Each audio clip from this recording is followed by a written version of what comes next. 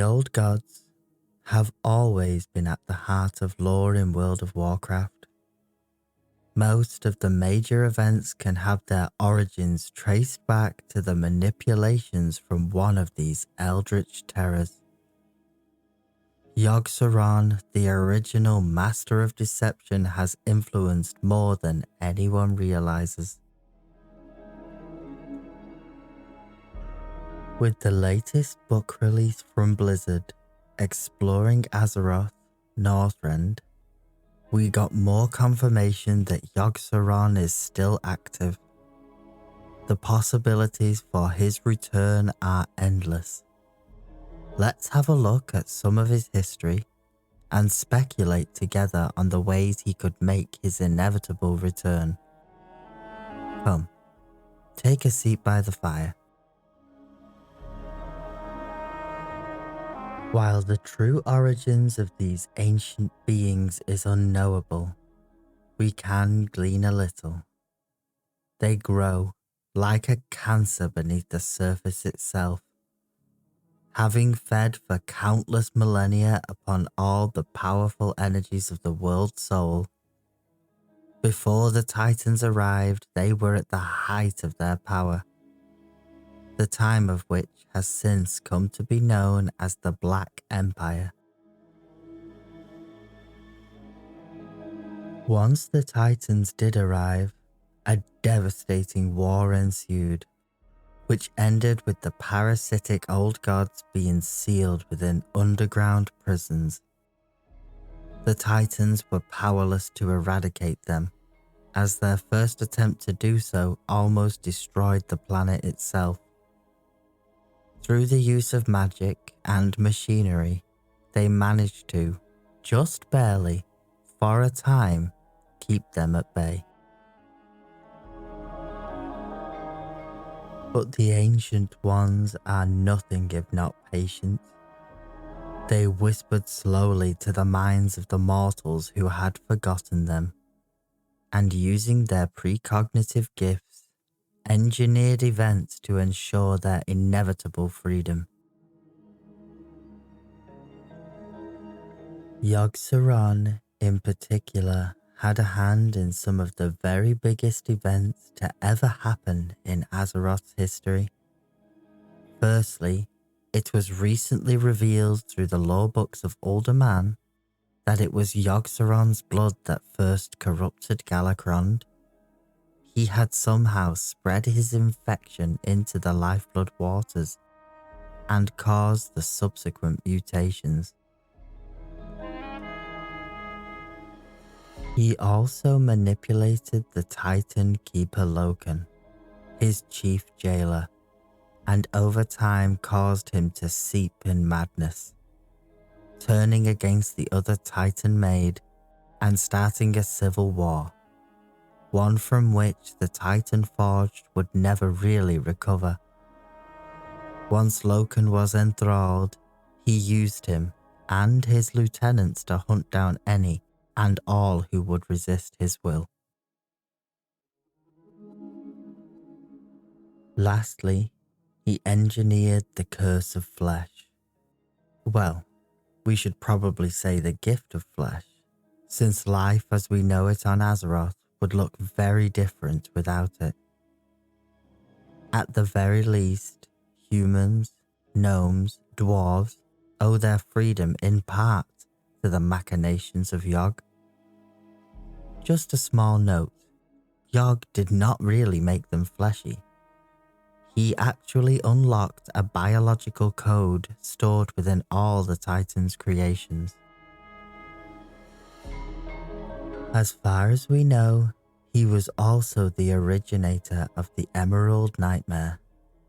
It was through the World Tree Aldrassil he gained access to the dream, and placed the seed of nightmare within.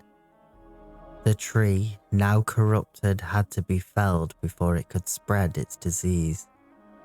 But as we have seen, the tree's destruction did not stop the nightmare from spreading.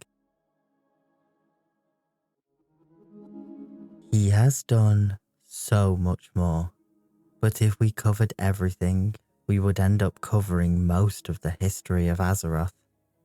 He has manipulated more than can possibly be imagined, but these are the most relevant parts for right now. With this information, what could he have been up to, and what part could he have to play within the story of Dragonflight? So, let's get the tinfoil hat on and make sure it's well adjusted, and let's begin. In Dragonflight, we know we are getting more information on the dream, and we have been consistently told throughout BFA and now throughout Shadowlands that since the defeat of Xavius within the Emerald Nightmare, it has only gotten worse, not better. With the largest hint to this coming from Ysera, now dead in Ardenweald, still having nightmares. Her spirit guided us at the end of the Emerald Nightmare raid to avoid touched flower still blooming. This is a reveal long in the making, how the domain of shadow has set up a bastion within the dream, and it may just be too late for us to stop them. While we have known about the nightmare for some time, the realization that the shadow has a real possibility to take over the dream completely must be stressed. To explain this, let's look at Ny'alotha.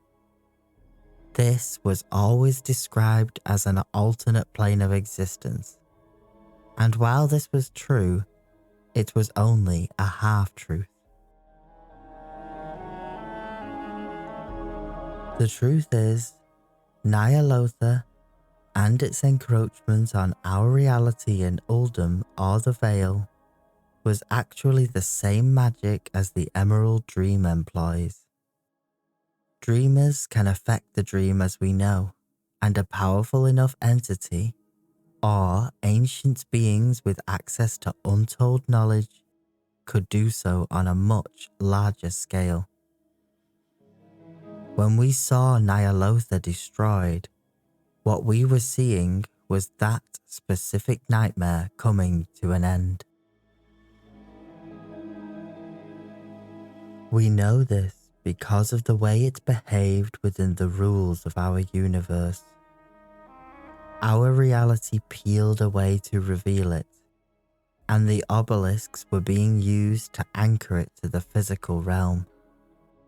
The sleeping city was only destroyed when the great obelisk crumbled. After N'Zoth, who was weakened to the point he could no longer maintain his psychic projection. Yogg was the one who opened the way into the dream, and like his puzzle box told us, we will go screaming into the Black Forest. This forest, we believe, is the entrance to the actual Emerald Nightmare, something we can already see within Azeroth right now. Where are there rooks peering from dead trees? A black forest where ancient threats traded their very souls for power and can still be found. This leads us right to Gol Inath in Drustvar, a giant hollow tree and the entrance to Thros, which we propose to be the outer edges of the Old God's nightmare realm. As a reminder for those who need it, Thros, the Blighted Lands, are an area said to be connected to the nightmare. The Drust, in their war against the Kultirans, turned to the dark magic of this ancient place. But the power it granted came at a price, and it trapped their spirits, forcing their souls to leave the cycle and be endlessly devoured by its darkness. Now with this knowledge, how would it then play out in Dragonflight? The most obvious is the return of Ysera, which seems all but inevitable now, and just in time. Elune seems to be losing this war against the Shadow, and she will need every champion by her side, especially as of right now, a prophecy seems to be nearing its conclusion. I am, of course, speaking of the infamous prophecies of Il'gynoth. Almost everything has come true, except the part where the Old Ones return. He said that 5 keys would open the way, the same way the jailer needed the 5 sigils.